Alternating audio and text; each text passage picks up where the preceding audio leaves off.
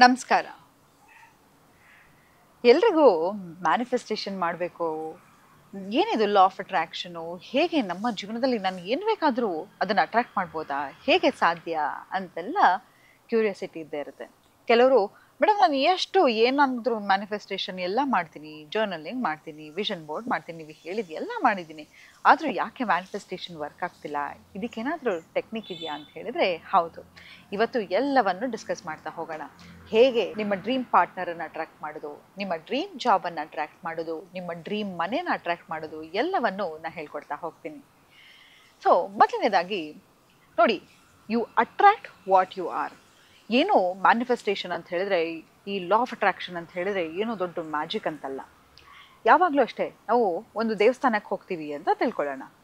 ಅಲ್ಲಿ ಪುರೋಹಿತರು ನಿಮ್ಮನ್ನ ಮೊದಲನೇದಾಗಿ ಏನು ಕೇಳ್ತಾರಪ್ಪ ಅಂತ ಹೇಳಿದ್ರೆ, ಏನಾದರೂ ಸಂಕಲ್ಪವನ್ನು ಮಾಡ್ಕೊಳ್ಳಿ ಅಂತ. ಹಾಗೆ ನಾವು ಯಾವಾಗ ಒಂದು ಸಂಕಲ್ಪವನ್ನು ಮಾಡ್ತೀವೋ ಹಾಗೆ ನಮಗೆ ಸಿದ್ಧಿ ಆಗ್ತಾ ಹೋಗುತ್ತೆ.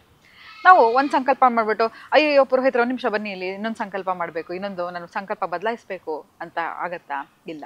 ಒಂದು ಸಂಕಲ್ಪ ಅಂತ ಹೇಳಿದ್ರೆ ಒಂದು ನಿರ್ದಿಷ್ಟವಾಗಿ ಒಂದು ನಿರ್ಧಾರವನ್ನು ತಗೊಂಡಿರ್ತೀವಿ, ಅದನ್ನು ನಾವು ಫಾಲೋ ಮಾಡ್ತಾ ಹೋಗ್ತೀವಿ. ಹಾಗೆ ಕೆಲವು ಸತಿ ನಾವೇನು ಮಾಡ್ತೀವಿ, ಕೆಲವು ಒಂದು ಜಾಬ್ ಆಗಿರಬಹುದು ಅಥವಾ ಒಂದು ಮನೆ ಆಗಿರಬಹುದು, ಇದೇ ಬೇಕು ಅಂತ ಹೇಳಿಬಿಟ್ಟು ಒಂದು ನಿರ್ದಿಷ್ಟವಾದ ಒಂದು ನಿರ್ಧಾರವನ್ನು ಮಾಡಬೇಕು. ಹಾಗೆ ನಮ್ಗೇನು ಬೇಕೋ ಅದು ಕ್ಲಾರಿಟಿ ಇರಬೇಕು ಅಲ್ವಾ? ಸೊ ಫಸ್ಟ್ ಮೊದಲನೇದಾಗಿ ನೀವು ಏನಾಗಿರ್ತೀರಾ ಅದನ್ನು ಅಟ್ರ್ಯಾಕ್ಟ್ ಮಾಡ್ತಾ ಹೋಗ್ತೀರಾ. ಎಕ್ಸಾಂಪಲ್, ನಾನು ಒಬ್ಬ ಅತೀ ಸುಂದರವಾಗಿರ್ತಕ್ಕಂಥವಳು, ಫಿಟ್ ಆಗಿರೋಳು, ಚೆನ್ನಾಗಿ ಓದ್ಕೊಂಡಿರೋಳನ್ನ ಮದುವೆ ಆಗಬೇಕು ಅಂತ ಹೇಳಿದ್ರೆ, ಅದು ನನ್ನಲ್ಲಿಲ್ಲ ಅಂತ ಹೇಳಿದರೆ ಆಕೆ ಯಾಕೆ ನನ್ನನ್ನು ಒಪ್ಕೋತಾಳೆ? ಮೊದಲನೇದಾಗಿ ನಾನು ಏನನ್ನು ಅಟ್ರಾಕ್ಟ್ ಮಾಡಬೇಕು ಅಂತಿರ್ತೀನೋ ಅದನ್ನು ನಾನು ಆಗ್ತಾ ಹೋಗಬೇಕು. ಎಕ್ಸಾಂಪಲ್ಲು, ನನಗೆ ಒಂದು ಕೆಲಸ ಇಷ್ಟ ಇರುತ್ತೆ ಅಂತ ತಿಳ್ಕೊಳ್ಳೋಣ. ಆ ಡ್ರೀಮ್ ಜಾಬನ್ನು ನಾನು ಮ್ಯಾನಿಫೆಸ್ಟ್ ಮಾಡಬೇಕು ಅಂತ ಹೇಳಿದರೆ, ಆ ಕೆಲಸಕ್ಕೆ ನಾನು ಹೋಗ್ತಾ ಇದ್ದೀನಿ ಅಂದರೆ fake it till you make it ಅಂತ ಹೇಳ್ತಾರೆ. ಅದು ತುಂಬಾ ಒಳ್ಳೆಯದು. ಯಾಕಂತ ಹೇಳಿದ್ರೆ, ಯಾವಾಗ ನಿಮ್ಮ ಬ್ರೈನಿಗೆ ಅಥವಾ ಸಬ್ ಕಾನ್ಷಿಯಸ್ ಮೈಂಡಿಗೆ ಸುಳ್ಳು ಯಾವುದು ನಿಜ ಯಾವುದು ಅಂತ ಗೊತ್ತಾಗಲ್ಲ. ಎಕ್ಸಾಂಪಲ್ ಬೇಕಾದ್ರೆ ನೋಡಿ, ಕನ್ನಡಿ ಮುಂದೆ ಪ್ರತಿ ಸತಿ ನೀವು ಹೋದಾಗ ನಿಮಗೆ ನೀವು ಹೇಳ್ಕೊತಾ ಇರಿ, ನಾನು ತುಂಬ ಚೆನ್ನಾಗಿದ್ದೀನಿ, ನಾನು ತುಂಬ ಅದ್ಭುತವಾಗಿ ನನಗೆ ಮೈ ಕಟ್ಟಿದೆ, ಹೀಗೆ ಹೇಳ್ಕೊತಾ ಹೋಗಿ ಜನ ನಿಮ್ಮನ್ನು ನೋಡಲಿಕ್ಕೂ ಅದೇ ಥರ ಶುರು ಮಾಡ್ತಾ ಹೋಗ್ತಾರೆ. ಯಾವಾಗ ನೀವು ನಿಮ್ಮ ಬಗ್ಗೆ ಕೆಟ್ಟದಾಗಿ ನೆಗೆಟಿವ್ ಸೆಲ್ಫ್ ಟಾಕನ್ನು ಮಾಡ್ಕೋತಾ ಹೋಗ್ತೀರಾ, ನಿಮ್ಮನ್ನೇ ನೀವು ಗೌರವಿಸ್ಕೊಳ್ದೇ ಇದ್ದಾಗ ಬೇರೆಯವರು ನಿಮ್ಮನ್ನು ಗೌರವಿಸಲಿಕ್ಕೆ ಸಾಧ್ಯನಾ? ಖಂಡಿತ ಇಲ್ಲ. ಸೊ ಹಾಗಾಗಿ ನೀವು ಏನಾಗಿರ್ತೀರೋ ಅದನ್ನು ನೀವು ಅಟ್ರಾಕ್ಟ್ ಮಾಡ್ತಾ ಹೋಗ್ತೀರಾ. ಈಗ ಒಂದು ಡ್ರೀಮ್ ಜಾಬ್ ಅಂತ ಹೇಳಿದೆ ನಿಮಗೆ, ಆ ಜಾಬಿಗೆ ಹೋಗಬೇಕಾದ್ರೆ ಹೇಗೆ ಡ್ರೆಸ್ ಮಾಡ್ತೀರಾ, ಅದನ್ನು ನಾನು ಆ ಕೆಲಸ ಸಿಕ್ಕಿದ್ರೆ ಹಂಗೆ ಇರ್ತೀನಿ ಅನ್ನೋದು ಬದಲು ಇವತ್ತಿಂದನೇ ಹಾಗೆ ರೆಡಿ ಆಗಲಿಕ್ಕೆ ಶುರು ಮಾಡಿ. ಬೆಳಗ್ಗೆ ಎದ್ದ ತಕ್ಷಣ ನೋಡಿ, ಈ ವೀಕಲ್ಲಿ ಏನು ಮಾಡೋಣಪ್ಪ ಅಂತ ಹೇಳಿದ್ರೆ, ನಿಮಗೆ ಯಾವುದಾದ್ರೂ ಒಂದು ಟಾಕ್ಸಿಕ್ ಹ್ಯಾಬಿಟ್ ಇರುತ್ತೆ ಅಂತ ತಿಳ್ಕೊಳ್ಳೋಣ. ಬಾತ್ರೂಮ್ಗೆ ಹೋಗಬೇಕಾದ್ರೆ ಫೋನ್ ತೊಗೊಂಡು ಹೋಗೋದಾಗಿರಬಹುದು, ಅಥವಾ ಎದ್ದು ಹಾಸಿಗೆ ಮಡಚೆ ಇರಲ್ಲ, ಬೆಡ್ಶೀಟ್ ಎಷ್ಟು ಹೋಗ್ತದಾದ್ರೂ ಸಂಜೆ ಬಂದರೂ ಕೂಡ ಹಾಗೆ ಇರುತ್ತೆ, ಅಥವಾ ಒಂದು ಒದ್ದೆ ಟವಲನ್ನು ಹಾಗೆ ಹಾಕೋದಾಗಿರಬಹುದು, ಏನನ್ನು ತಗೋತೀವೋ ಹಾಗಾಗಿ ಇಟ್ಬಿಡೋದು, ಇದೆಲ್ಲವನ್ನು ಮಾಡ್ತಾ ಇರ್ತೀವಿ. ಯಾಕಂತ ಹೇಳಿದ್ರೆ ಇವತ್ತು ಹೇಗಿದೆಯಪ್ಪ ಅಂತ ಹೇಳಿದ್ರೆ ಚಕ್ರದ ಮೇಲೆ ಓಡ್ತಾ ಇರ್ತೀವಿ ನಾವು ಅಲ್ವಾ? ಸೊ ನಮ್ಗೆ ಯಾರಿಗೂ ನಾವೇನು ಹೇಳ್ತೀವಿ, ಅಯ್ಯೋ ನನಗೆ ಇದೆಲ್ಲ ಮಾಡಲಿಕ್ಕೆ ಟೈಮ್ ಇಲ್ಲ ಅಂತ. ನಿಮಗೆ ನೀವು ಅಟ್ಲೀಸ್ಟು ಸ್ವಲ್ಪ ಟೈಮನ್ನು ತಗೊಳ್ತಾ ಹೋಗಿ. ಒಂದು ಡಿಸಿಪ್ಲಿನ್ ಆಗಿರ್ತಕ್ಕಂತಹ ಲೈಫನ್ನು ಲೀಡ್ ಮಾಡಲಿಕ್ಕೆ ಶುರು ಮಾಡಿ. ಒಂದು ಯೋಗ ಮಾಡೋದಾಗಿರ್ಬೋದು, ಎಕ್ಸಸೈಸ್ ಮಾಡೋದಾಗಿರಬಹುದು, ಮೆಡಿಟೇಷನ್ ಮಾಡೋದಾಗಿರಬಹುದು, ಒಳ್ಳೆ ರೀತಿಯ ಡ್ರೆಸ್ ಮಾಡೋದಾಗಿರ್ಬೋದು, ಕ್ರಿಸ್ಪ್ ಆಗಿರೋದಾಗಿರ್ಬೋದು, ಇದೆಲ್ಲವನ್ನು ನೀವು ಮಾಡ್ತಾ ಹೋದಾಗ ಆ ಥರ ಆಪರ್ಚುನಿಟಿಯನ್ನು ಅಟ್ರಾಕ್ಟ್ ಮಾಡ್ತಾ ಹೋಗ್ತೀರಾ. ಆ ಕೆಲಸಕ್ಕೆ ಹೋದಾಗ ನಾನು ಹೇಗಿರಬೇಕು ಅಂತ ಅನ್ಕೋತೀವೋ ಅದನ್ನು ಇವತ್ತಿಂದನೇ ಶುರು ಮಾಡಲಿಕ್ಕೆ ಶುರು ಮಾಡಿ, ಆಯಿತಾ? ಅಥವಾ ನಾನೊಂದು ಸ್ವಂತ ಮನೆ ತೊಗೊಂಡ್ಮೇಲೆ ಮನೆ ಕ್ಲೀನಾಗಿರ್ತೀನಿ ಅದಲ್ಲ, ಇವತ್ತು ನಾನು ಬಾಡಿಗೆ ಮನೇಲಿ ಇದ್ದೀನಿ ಅಂತ ಹೇಳಿದ್ರು ಆ ಮನೆಯನ್ನು ಎಷ್ಟು ಅಚ್ಚುಕಟ್ಟಾಗಿ ಇಡಲಿಕ್ಕೆ ಸಾಧ್ಯನೋ, ಆ ಮನೆಯನ್ನು ಕ್ಲೀನಾಗಿ ಇಡೋದಾಗಿರಬಹುದು, ಆ ಮನೆಯನ್ನು ಉಪ್ಪು ನೀರಲ್ಲಿ ಹಾಕಿ ಮನೆಯನ್ನು ಒರೆಸೋದಾಗಿರ್ಬೋದು, ಇದೆಲ್ಲವೂ ಕೂಡ ಮನೆಯ ಎನರ್ಜಿ ವೈಬ್ರೇಷನನ್ನು ಬದಲಾಯಿಸ್ತಾ ಹೋಗುತ್ತೆ. ನಿಮಗೆ ಏನು ಬೇಕೋ ಅದನ್ನು ಅಟ್ರಾಕ್ಟ್ ಮಾಡಲಿಕ್ಕೆ ನೀವು ಶುರು ಮಾಡ್ತೀರಾ. ನಂತರ ನಂಬಿಕೆ ಅನ್ನೋದು ಮುಖ್ಯ ಅಲ್ವಾ? ಈಗ ಎಂಥದೇ ಒಂದು ಫಲವತ್ತಾದ ಒಂದು ಬೀಜವನ್ನು ಕೊಡ್ತೀನಿ, ಪ್ರತಿ ಸತಿ ಅದನ್ನು ಹೋಗಿ ಕೆಣಕ್ತಾ ಇರೋದು, ಬೆಳೆದು ಎಷ್ಟು ಮೊಳಕೆ ಕಟ್ಟಿದೆ, ಎಷ್ಟು ಬೆಳೆದಿದೆ ಅಂತ ಹೇಳಿದ್ರೆ ಎಷ್ಟೇ ಫಲವತ್ತಾದ ಬೀಜ ಕೂಡ ಗಿಡ ಮೊಳಕೆ ಹೊಡೆದು ಗಿಡ ಆಗಲಿಕ್ಕೆ ಸಾಧ್ಯ ಇಲ್ಲ. ಹಾಗೆ ನಂಬಿಕೆ ಇಡಿ. ಈಗ ಆನ್ಲೈನಲ್ಲಿ ಏನಾದರೂ ಆರ್ಡರ್ ಮಾಡ್ತೀರಾ, ಪದೇ 5 ನಿಮಿಷಕ್ಕೂ ಚೆಕ್ ಮಾಡ್ತಿರ್ತೀರಾ, ಯಾವಾಗ ಅದು ಡೆಲಿವರಿ ಡೇಟ್ ಇರುತ್ತೋ ಅದು ಬರುತ್ತೆ ಬಿಡಪ್ಪ ಅಂತ ಹೇಳ್ಬಿಟ್ಟು ಆರಾಮಾಗಿರ್ತೀರಾ. ಹಾಗೆ ನೀವು ಕೂಡ ರಿಲ್ಯಾಕ್ಸ್ ಆಗಿರಿ. ಅದಕ್ಕೆ ಒಂದು ಟೈಮ್ ಲೈನನ್ನು ಕೊಡೋದು, ಒಂದು ಟೈಮ್ ಫ್ರೇಮನ್ನು ಕೊಡೋದನ್ನು ಮಾಡ್ತಾ ಹೋಗಬೇಡಿ. ಮತ್ತು ಏನಪ್ಪ ಅಂತ ಹೇಳಿದ್ರೆ, ಕಾಮ್ನೆಸ್ ಅನ್ನೋದು ತುಂಬಾ ಮುಖ್ಯ.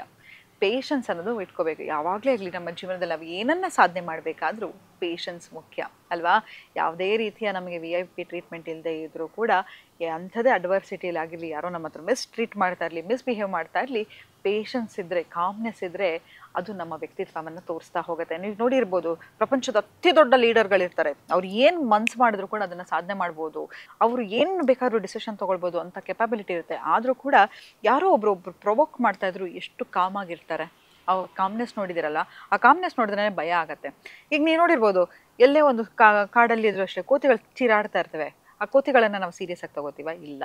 ಅದೇ ಒಂದು ಸಿಂಹ ಕಾಮಾಗಿ ಗರ್ಜನೆಯಿಂದ ಒಂದೊಂದ್ಸತಿ ಗರ್ಜಿಸಿದ್ರೆ ನಮಗೆ ಭಯ ಆಗುತ್ತೆ ಅಲ್ವಾ? ಆ ಕಾಮ್ನೆಸ್ ಇರಬೇಕು, ಆ ಡಿಗ್ನಿಟಿಯನ್ನು ಮೇಂಟೈನ್ ಮಾಡಬೇಕು, ಆ ಡೆಕೋರಮನ್ನು ನಾವು ಮೇಂಟೈನ್ ಮಾಡ್ತಾ ಹೋಗಬೇಕು. ಹಾಗಾಗಿ ಕಾಮ್ನೆಸ್ಸನ್ನು ಕಲಿತಾ ಹೋಗಿ. ನಂತರ ನೋಡಿ, ನಿಮಗೆ ನಾನು ಹೇಳ್ತಾ ಹೋದೆ, ನಿಮ್ಮ ಸಬ್ ಕಾನ್ಷಿಯಸ್ ಮೈಂಡು ಏನನ್ನು ನೋಡ್ತಾ ಇರುತ್ತೆ ಅದನ್ನು ನಂಬ್ತಾ ಇರುತ್ತೆ. ನಾನು ಕೂತ್ಕೊಂಡು ಐ ಎಮ್ ರಿಚ್ ಅಂತ ಹೇಳಿ ಯಾವುದೋ ಒಂದು ಹಳೆ ಬಟ್ಟೆ ಹಾಕ್ಕೊಂಡಿರೋದಾಗಿರಬಹುದು, ಅಥವಾ ಮಾಸಿರೋ ಬಟ್ಟೆ ಆಗಿರ್ಬೋದು, ಅದರಲ್ಲಿ ತೂತಿದ್ರು ಕೂಡ ಅದನ್ನು ಹಾಕಿರೋದಾಗಿರ್ಬೋದು, ನನ್ನನ್ನು ನಾನು ಚೆನ್ನಾಗಿ ನೋಡ್ಕೊಳ್ದೇ ಇರೋದಾಗಿರ್ಬೋದು, ಇದೆಲ್ಲವೂ ಕೂಡ ರಿಯಾಲಿಟಿಯನ್ನು ತೋರಿಸ್ತಾ ಹೋಗುತ್ತೆ. ಹಾಗಾಗಿ ನಿಮ್ಮನ್ನು ನೀವು ತುಂಬ ಗೌರವವಾಗಿ ನೋಡ್ಕೊಳ್ಳಿ. ನಮ್ಮ ಹತ್ರ ಎರಡೇ ಬಟ್ಟೆ ಇರಲಿ, ಅದನ್ನು ನೀಟಾಗಿ ಒಗೆದು ಐರನ್ ಮಾಡಿ ಒಳ್ಳೆ ಬಟ್ಟೆಯನ್ನು ಹಾಕೋದಾಗಿರಬಹುದು, ನನ್ನನ್ನು ನಾನು ಏನು ನೋಡ್ಕೊಳ್ಳಿಕ್ಕೆ ಸಾಧ್ಯನೋ ಅಷ್ಟು ಸ್ವಲ್ಪ ಆದರೂ ನಾನು ಗ್ರೂಮ್ ಮಾಡ್ಕೋತಾ ಹೋದರೆ ನನ್ನನ್ನು ತೋರಿಸ್ತಾ ನನ್ನ ವ್ಯಕ್ತಿತ್ವವನ್ನು ತೋರಿಸ್ತಾ ಹೋಗುತ್ತೆ. ಮತ್ತು ಒಂದು ಹೇಳ, ಈಗ ನಿಮ್ಗೇನೋ ಒಂದು ಬೇಕಾಗಿರುತ್ತೆ, ಅದು ಯಾರಿಗೋ ಒಬ್ಬರಿಗೆ ಸಿಕ್ಕಿರುತ್ತೆ, ಆದರೆ ಜೆನ್ಯೂನಾಗಿ ಖುಷಿ ಪಡಲಿಕ್ಕೆ ಶುರು ಮಾಡಿ. ಯಾಕೆ ಗೊತ್ತಾ? ಭಗವಂತ ನಿಮ್ಮನ್ನು ಪರೀಕ್ಷೆ ಮಾಡ್ತಾ ಇರ್ತಾನೆ. ಈಗ ನೀವು ನೋಡಿರ್ಬೋದು, ಯಾರದೇ ಒಬ್ರದ್ದು ಇನ್ಸ್ಟಾಗ್ರಾಮು ಒಂದು ಕಮೆಂಟ್ ಸೆಕ್ಷನ್ ನೋಡಿ, ಅದು ಒಂದು ಸೆಲೆಬ್ರಿಟಿದು, ಎಷ್ಟು ಜನ ಅದಕ್ಕೆ ಕೆಟ್ಟದಾಗಿ ಕಮೆಂಟ್ ಹಾಕ್ತಾ ಇರ್ತಾರೆ. ಒಂದು ಹುಡುಗಿ ಚೆನ್ನಾಗಿ ಬಟ್ಟೆ ಹಾಕಿದರೆ ಅದಕ್ಕೆ ಕಮೆಂಟ್ ಹಾಕ್ತಾರೆ, ಯಾರೋ ಒಬ್ಬ ಮದುವೆ ಆಗಿದ್ದರೆ ಅದಕ್ಕೆ ಕಮೆಂಟ್ ಹಾಕ್ತಾರೆ.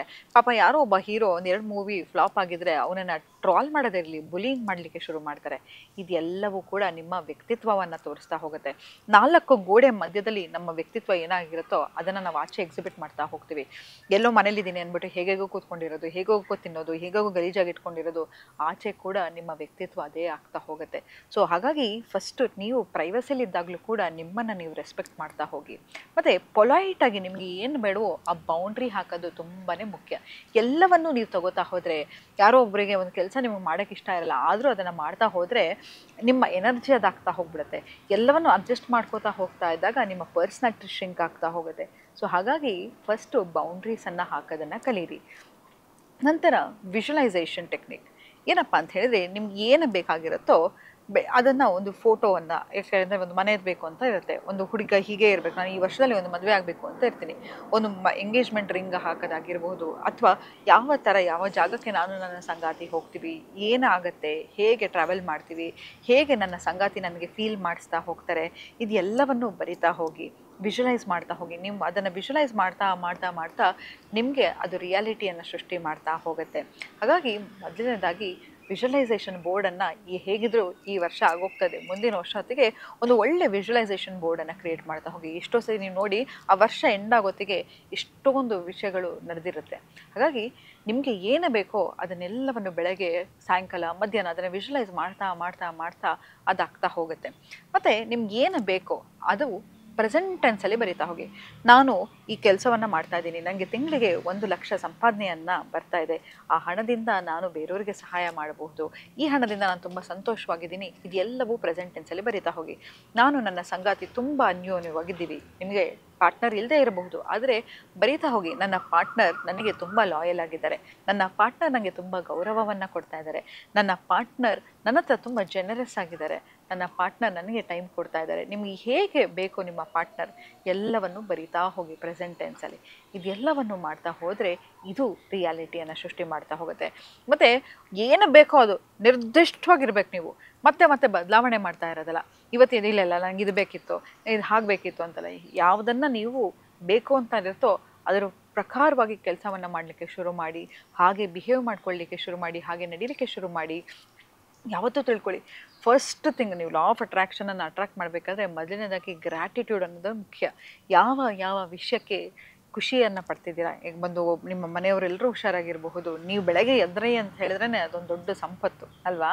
ನಿಮ್ಮ ಸಂಗಾತಿ ಖುಷಿಯಾಗಿರೋದಾಗಿರ್ಬಹುದು, ನಿಮ್ಮ ಕೆಲಸ ಮಾಡೋ ಜಾಬ್ ಆಗಿರ್ಬೋದು, ಎಲ್ಲದಕ್ಕೂ ಗ್ರ್ಯಾಟಿಟ್ಯೂಡನ್ನು ಕೊಡ್ತಾ ಹೋಗಿ ಅದೆಲ್ಲವನ್ನು ಆಶೀರ್ವಾದ ಮಾಡಲಿಕ್ಕೆ ಶುರು ಮಾಡಿ. ನೋಡಿ, ನೀವು ಏನನ್ನು ಫೋಕಸ್ ಮಾಡ್ತಾ ಹೋಗ್ತೀರಾ ಅದನ್ನು ನೀವು ಆಗ್ತಾ ಹೋಗ್ತೀರಾ. ಯಾವಾಗಲೂ ಕಂಪ್ಲೇಂಟ್ ಮಾಡ್ತಾ ಇದ್ದರೆ ನಿಮ್ಮ ಜೀವನ ಕಂಪ್ಲೇಂಟ್ ಮಾಡ್ತಾ ಇರೋ ರೀತಿಯೇ ಇರುತ್ತೆ. ಯಾವಾಗ ಗ್ರ್ಯಾಟಿಟ್ಯೂಡನ್ನು ತೋರಿಸ್ತಾ ಹೋಗ್ತೀರಾ ನಿಮ್ಮ ಜೀವನ ಬದಲಾಗುತ್ತೆ ಅಂತ ಹೇಳ್ತಾ ಇವತ್ತಿನ ಸಂಚಿಕೆಯನ್ನು ನಾನು ಮುಕ್ತಾಯಗೊಳಿಸ್ತಿದ್ದೀನಿ. ಧನ್ಯವಾದಗಳು.